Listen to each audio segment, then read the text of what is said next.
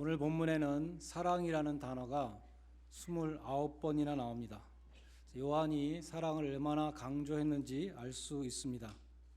초대교회에 제롬이라고 하는 유명한 교부가 있었는데 그는 이렇게 증언했습니다.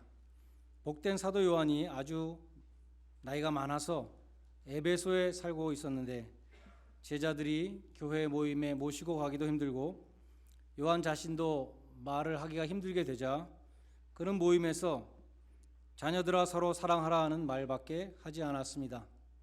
결국 제자들과 형제들이 같은 말만 계속 듣는 것이 실증이 나서 선생님, 왜 같은 말만 계속 하십니까? 라고 물었습니다. 요한은 사랑의 사도다운 대답을 이렇게 했습니다. 왜냐하면 그것이 주님의 명령이고 그것만 하면 족하기 때문이다. 오늘 본문도 요한 1서에서 서로 사랑하라는 세 번째 권면입니다.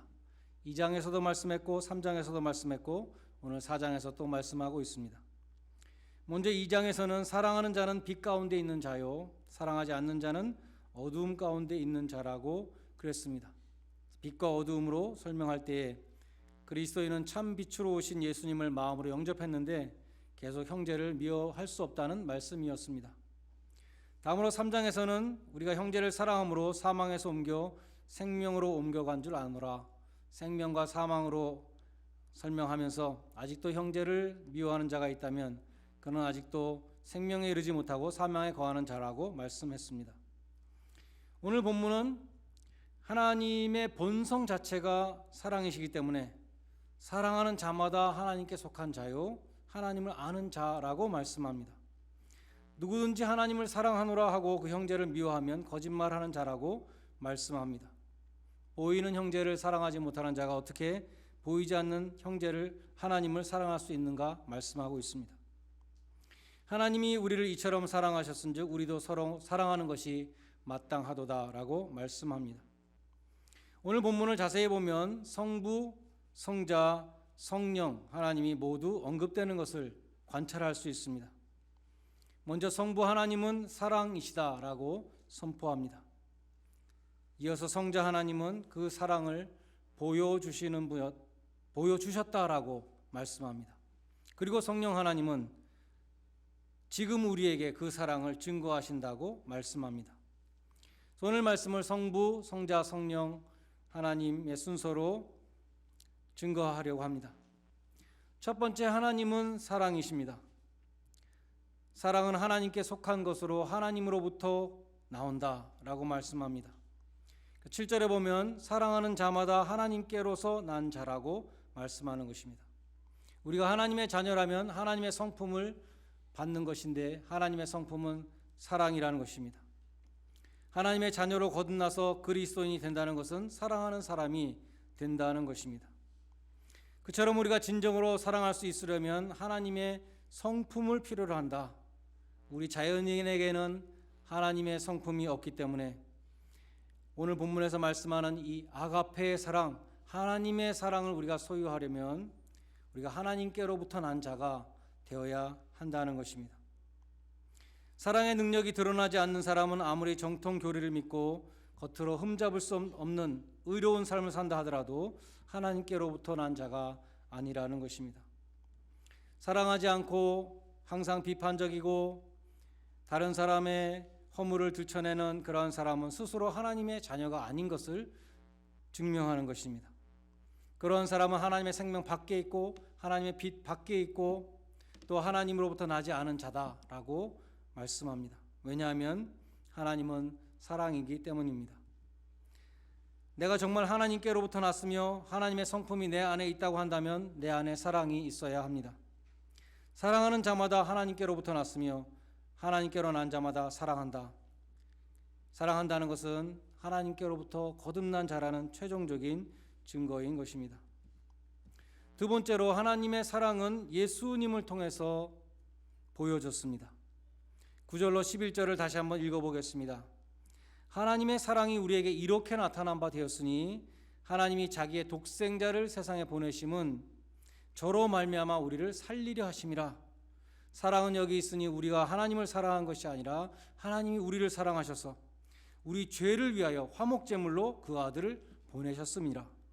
사랑하는 자들아, 하나님이 이같이 우리를 사랑하셨은즉 우리도 서로 사랑하는 것이 마땅하도다. 여기 복음의 핵심이 있죠. 하나님이 자기의 독생자를 세상에 보내셨는데 우리의 죄를 사하시고 우리를 살리시기 위해서 독생자를 보내셨다는 그 복음의 핵심을 말씀하면서 하나님이 이같이 우리를 사랑하셨은즉 우리도 서로 사랑하는 것이 마땅하도다라고 말씀하는 것입니다. 특별히 예수님은 우리의 죄값을 대신 속하여 주셨습니다. 그것이 대속의 사랑입니다. 성경에 대신이라는 말 우리가 잘 봐야 됩니다. 고린도후서 5장에 보면 한 사람이 모든 사람을 대신하여 죽었다. 저가 모든 사람을 대신하여 죽으셨다. 하나님이 죄를 알지도 못하신 자로 우리를 대신하여 죄를 삼으셨다고 말씀합니다. 디도서 2장 14절에 보면 그가 우리를 대신하여 자신을 주셨다고 말씀합니다. 베드로전서 3장 18절에 보면 그리스도께서 의인으로서 불의한 자를 대신하셨다. 성경이 말씀하는 이 하나님의 사랑은 대속의 사랑, 대신 우리의 죄값을 치루어 주신 예수님이 십자가에서 못 박혀 피 흘리신 그 사랑을 가리키는 것입니다. 오늘 본문은 이러한 하나님의 사랑을 형제에게 베풀라고 말씀합니다. 예수님이 십자가에서 보여주신 대속의 사랑을 형제에게 베풀 때 우리는 형제의 죄를 우리가 대신 짊어지게 되고 형제의 허물을 우리가 덮어주게 된다는 것이죠. 형제의 부족한 점을 내가 대신 채워주게 된다는 것입니다. 우리도 대신하는 자가 된다는 것입니다. 타락한 인간은 형제의 부족함을 들춰내기를 좋아합니다. 비판하는 것입니다.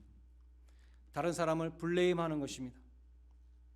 상대의 잘못과 허물을 내가 대신 감당하는 것이 아니라 그것을 드러내고 비판하고 책임을 전가하는 것입니다.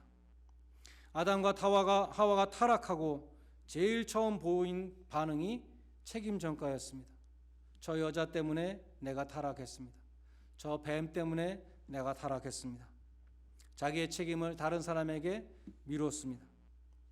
그처럼 자신의 죄와 허물과 잘못을 다른 사람의 탓으로 돌리는 것은 예수님이 우리의 죄를 대신 지시고 십자가를 지신 그 태도와 정반대가 되는 것이죠. 그래서 사랑이 없는 가정에서는 서로 다른 사람을 블레임합니다. 그것이 죄의 본질인 것입니다. 남편은 아내 때문에 집안의 분위기도 나쁘고, 아내가 살림을 못해서 우리가 쪼들리고, 아내는 또 남편이 돈을 못 벌어서 우리가 쪼들리고, 남편을 닮아서 애들이 이상하고, 서로 탓을 하는 것이요. 교회도 마찬가지로 하나님의 사랑이 없는 교회는 서로 탓을 합니다. 저 사람은 왜 안 하지? 저 사람은 왜 저럴까? 하나님의 사랑이 역사하는 교회는 반대로 내가 다른 사람의 허물을 짊어지고 다른 사람의 부족함을 채워주고 다른 사람을 비판하는 것이 아니라 내가 예수님의 모습과 같이 다른 사람의 그 모든 짐도 져줄 수 있는 그것이 사랑이 역사하는 교회라는 것입니다. 또 하나님은 의인이 아니라 죄인들을 위해서 예수 그리스도를 보내주셨습니다. 하나님이 원수된 자들을 위해서 화목제물이 되어주셨다는 것이죠. 로마서 5장 8절로 10절에 보면은 우리가 아직 죄인 되었을 때, 원수 되었을 때 죄인과 원수들을 위해서 그리스도께서 죽으심으로 하나님과 더불어 화목케 하셨다 말씀합니다. 하나님은 죄인된 우리를 사랑하셨고 하나님은 원수된 우리를 사랑하셨습니다. 이 사랑을 우리 삶 속에 적용한다면 우리는 사랑할 수 없는 사람을 사랑해야 한다는 것입니다. 그것이 온전한 사랑이라고 예수님 말씀하셨습니다. 너희가 너희를 사랑하는 자만 사랑한다면 이방인들과 무슨 다를 것이 있겠는가? 하늘에 계신 너희 아버지의 온전하신 같이 너희도 온전하여서 원수를 사랑하고 핍박하는 자를 위해서 기도하고 그러한 아버지의 온전함을 이룰 때 너희가 하늘에 계신 아버지의 아들이 될 것이라고 말씀하셨습니다. 우리는 사랑의 원자탄이라고 불리는 손영원 목사님의 이야기를 익히 들어서 잘 알고 있습니다. 공산주의를 신봉했던 좌익 청년이 여수 반란 사건이 일어났던 1948년에 손영원 목사님의 두 아들을 죽였습니다. 총으로 죽였는데 놀랍게도 손 목사님은 그 원수 같은 청년을 용서하고 양자로 삼았습니다. 그리고 손 목사님은 두 아들의 장례식에서 10가지 감사를 드렸다고 합니다. 첫째, 나같이 못난 죄인의 혈통에서 순교자가 나게 하심을 감사합니다. 둘째, 많은 성도들 가운데 귀한 보배들을 나에게 맡기셨다가 데려가시니 감사합니다. 셋째, 삼남 삼녀 가운데서도 가장 똑똑하고 아름다운 장남과 차남을 하나님께 바치게 되니 감사합니다. 넷째, 한 아들의 순교도 귀한데 두 아들이 순교했으니 감사합니다. 다섯째, 예수를 믿다가 늙어서 일생을 마치는 것도 복인데 전도하다가 순교했으니 감사합니다. 여섯째, 미국에 유학을 보내려던 아들 미국보다 더 좋은 천국으로 데려가시니 감사합니다. 일곱째, 내 사랑하는 두 아들을 죽인 원수를 회개시켜 내 아들을 삼고자 하는 사랑을 주시니 감사합니다. 여덟째, 내 두 아들의 순교로 무수한 사람들이 은혜를 받고 천국 백성 된 것을 감사합니다. 아홉째, 역경 중에서도 진리와 사랑을 잃지 않는 믿음을 주시니 감사합니다. 열째, 분수에 넘치는 복을 주시니 감사합니다. 이 손 목사님은 원수된 자, 죄인된 자를 사랑하신 하나님의 사랑을 실천하신 분이었습니다. 그처럼 두 아들이 좌익 청년에게 총살당한 것이 1948년이었고 그로부터 2년 후에 1950년에는 손영원 목사님 자신이 6.25 전쟁으로 내려온 북한군에 의해 총살당하고 순교하셨습니다. 그런데 손영원 목사님의 두 아들을 죽인 그 좌익 청년의 이름이 안재선이라는 사람입니다. 안재선의 아들의 이름이 안경선인데 그분은 제 나이 또래 되신 지금 목사님이 되신 분입니다. 안경선 목사님은 고등학교 2학년 때 처음 친구의 권유로 교회에 갔다고 합니다. 처음 나간 교회 고등부에서 단체로 영화 관람을 가게 됐는데 그것이 사랑의 원자탄이라는 영화였습니다. 고등학생 안경선은 영화를 보면서 큰 감명을 받았습니다. 특별히 공산주의 추종하던 학생들에 의해서 예수장의에다가 침입하라는 이유로 손 목사님의 두 아들이 총살당하는 장면, 반란이 진압된 후에 두 아들을 죽인 학생들 중에 한 명이 체포되어서 사형장으로 끌려가는데 손 목사님이 죽이지 말아달라고 애원하는 장면, 이 아이를 회개시켜서 내 아들로 삼고 사람 되게 하겠다고 애원하는 장면에서 안경선은 눈이 퉁퉁 붓도록 울었습니다. 1년 후에 아버지 안재선이 후두암으로 48세의 젊은 나이로 세상을 떠났습니다. 1979년 12월 빈소를 지키던 안경선에게 어떤 중년 남자가 찾아왔습니다. 그는 자기가 손영원 목사의 아들이라고 손동길이라고 소개하면서 내가 네 작은 아버지다 그렇게 말하면서 사랑의 원자탄이라는 책을 주고 갔습니다. 안경선은 그 책을 읽으면서 자기 아버지 안재선이 손영원 목사님의 두 아들을 죽인 좌익 청년이라는 것을 처음 알게 되었습니다. 그리고 교회에 나가는 것도 탐탁하게 여기지 않던 아버지가 죽으면서 신학교에 가라고 그런 수수께끼 같은 유언을 했던 그 이유를 조금 알게 되었습니다. 그 책에 보니까 손영원 목사님은 양아들인 안재선을 신학교에 보냈습니다. 안재선은 신학교에서 공부도 잘하고 빈민촌에서 공부방 교사로 봉사도 열심히 했지만 손영원 목사님의 두 아들을 죽인 그 좌익 청년이라는 그 주홍글 씨의 사슬을 벗어버리지 못해서 결국 번민하다가 기독교와 연을 끊고 평생을 살았습니다. 부인과 자식들에게도 자기의 과거에 대해서는 일체 함구하였습니다. 그러나 손영원 목사님의 친자식들과는 마지막까지 소식을 주고받았다고 합니다. 안경선은 목사가 되어서 2010년에 지금부터 약 9년 전에 손영원 목사님이 나 환자를 돌보던 애양원을 찾아갔습니다. 손양원 순교기념관에 들어가서 거기에 전시되어 있는 사진들을 볼 때 안경선 목사님은 자신의 아버지 안재선을 발견할 때마다 발걸음을 멈춰야 했습니다. 안재선은 손 목사님의 장례식 사진에서 상주로 서 있었습니다. 큰 키에 부리부리한 눈매를 가진 안재선은 손 목사님의 부흥회 사진에도 있었습니다. 두 아들을 죽인 안재선을 용서하고 있는 손영원 목사라는 제목의 사진 앞에서는 자신도 모르게 고개를 떨구었습니다. 손 목사님이 자신의 장남과 차남을 죽인 청년을 가슴에 쓸어안고 있는 사진이었습니다. 안경선 목사는 손 목사님을 잘 알고 있었던 사람들로부터 거기서 증언을 듣게 되었습니다.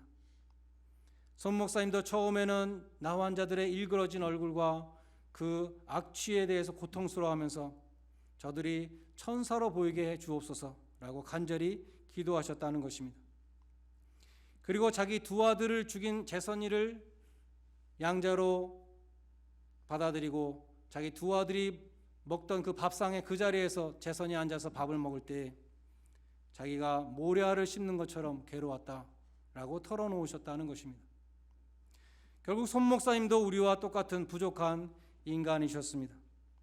손 목사님의 훌륭한 점은 서로 사랑하라는 주님의 명령에 순종하려고 노력하셨다는 것입니다.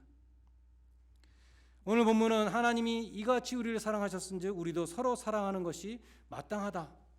내가 얼마나 큰 죄인인가, 내가 얼마나 하나님의 원수였는가, 그것을 우리는 기억할 때 우리는 나를 해치는 사람을 위해서도 기도할 수 있는 온전한 사랑을 이룰 수 있습니다. 먼저 우리 자신을 돌아볼 때 은혜를 받을 만한 자격이 조금도 없음을 우리가 깨닫게 될 때 이러한 나를 위해서 주님께서 독생자를 보내시고 대신 죄값을 치르게 하셨다는 그 하나님의 사랑을 깨닫고 우리는 좋아할 수 있는 조건이 하나도 없는 사랑까지 하나님의 사랑으로 사랑할 수 있게 되는 것입니다. 세 번째로 성령께서 사랑을 증거하신다. 하나님의 사랑을 우리에게 증거하십니다. 우리에게 주신 성령으로 말미암아 하나님의 사랑이 우리 마음에 부은 바 되었다고 로마서 5장 5절은 말씀했습니다. 오늘 본문 13절에는 그의 성령을 우리에게 주심으로 우리가 그 안에 거하고 그가 우리 안에 거하시는 줄을 아느니라 라고 했습니다. 이 성령의 감동입니다. 하나님이 내 안에 오셔서 사랑으로 역사하십니다. 그래서 나에게 도저히 나올 수 없는 사랑의 능력이 나타납니다. 자연인은 하나님의 사랑을 실천할 수 없는데 내가 하나님의 사랑을 드러낼 수 있다는 것은 하나님이 내 안에 계시며 내가 하나님 안에 거하고 내가 하나님과 교제하며 동행한다는 것을 증거하는 것입니다. 만일 우리가 서로 사랑하면 하나님이 우리 가운데 계십니다. 성령님이 그것을 증거하십니다. 사랑 안에 거하는 자는 하나님 안에 거하고 하나님도 그 안에 거하시느니라 16절에 기록되어 있습니다. 하나님은 사랑하는 자녀들에게 들어와서 거하시기를 원하십니다. 또 하나님의 자녀들도 하나님 안에 거하기를 원합니다. 하나님을 묵상하고 삶의 목적으로 삼고 하나님의 말씀에 순종하는 삶을 사는 것입니다. 우리는 하나님 안에 거하고 하나님은 우리 안에 거하시고 우리가 하나님의 임재와 하나님의 영향력을 체험하고 하나님의 인도하심에 따라갈 때 우리는 하나님의 사랑을 실천하는 사람이 될 수 있습니다. 누가 성령이 충만한 사람인가?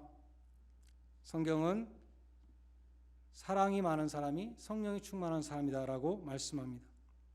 고린도전서는 성령의 가장 큰 은사는 사랑이라고 말씀합니다. 하나님의 사랑을 깨달은 사람은 다른 사람에게도 사랑을 베푸는 것입니다. 성령의 감화를 받은 사람은 다른 사람에게도 감화를 끼칩니다. 이것을 우리는 자석의 원리로 생각해 볼 수 있습니다. 자석하고 보통 새는 겉으로 볼 때 아무 차이가 없습니다. 그런데 자석은 어떻게 알 수 있는가? 끌어다니는 힘이 있습니다. 다른 새를 끌어다니는 힘이 있는 것이 자석인 것입니다. 친화력이 있습니다. 뿐만 아니라 자석은 감화력이 있습니다. 자석에 다른 일반 새를 붙여놓으면 자석이 아니었던 새도 자석이 되는 것이죠. 보통 새도 자석으로 변합니다. 옆에 붙여놓으면 저절로 자석이 되는 것입니다. 이것이 감화력입니다. 하나님의 사랑에 감복한 사람은 그 감화력을 다른 사람에게 미칩니다. 하나님의 사랑에 사로잡힌 사람, 성령이 충만한 사람을 어떻게 알아볼 수 있는가? 그 사람으로부터 성령의 감화력, 사랑의 감화력이 나오는가? 그것을 보면 알 수 있습니다. 사랑의 능력은 성령 받은 사람의 표지인 것입니다. 마지막으로 사랑하는 사람은 심판날에 담대함을 가질 수 있다고 17절은 말씀합니다. 히브리서 9장 27절에 보면 한 번 죽는 것은 사람에게 정한 것이요 그 후에는 심판이 있다. 모든 사람이 피해갈 수 없는 것이 죽음과 심판입니다. 마태복음 18장에 보면 예수님이 이런 비유를 드셨죠. 1만 달란트의 빚을 임금으로부터 탕감받은 어떠한 사람이 있었는데 그 사람이 그 빚을 탕감받자마자 길을 가면서 자기에게 100데나리온을 빚진 사람을 용서하지 않고 그 돈을 갚으라고, 안 갚으면 너를 감옥에 넣겠다고 그렇게 말하는 악한 종이 있었다는 것입니다. 임금님은 이렇게 말했다는 것이죠. 내가 너를 불쌍히 여긴 것 같이 너도 네 동료를 불쌍히 여김이 마땅치 아니하냐? 빚을 다 갚을 때까지 네가 옥에 있을 것이다.